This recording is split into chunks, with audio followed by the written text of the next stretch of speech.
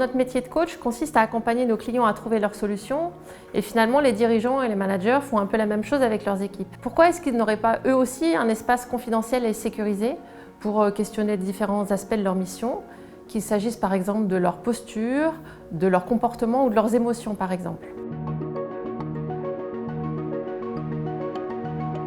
Aujourd'hui, les transformations se succèdent à un rythme effréné. Les entreprises déploient des dispositifs variés pour accompagner leurs managers, souvent de qualité d'ailleurs. Et ces dispositifs s'inscrivent dans des contextes qui restent incertains, mouvants.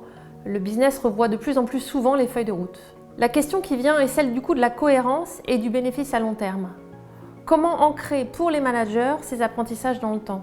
Et la supervision finalement offre un espace de prise de recul qui permet aux managers et à travers eux à leur organisation de répondre à ces enjeux.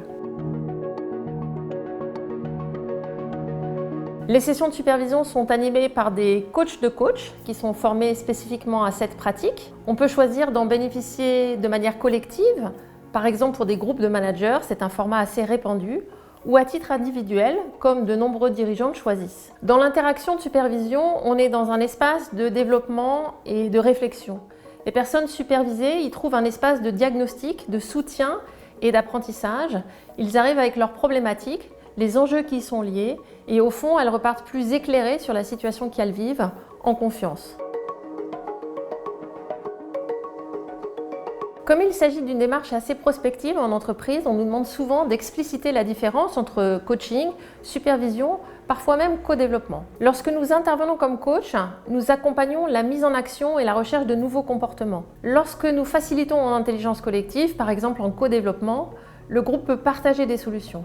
Lorsque nous supervisons, nous offrons un espace de réflexion et de développement finalement en 3 dimensions, celle du geste professionnel, de la posture et de l'identité managériale.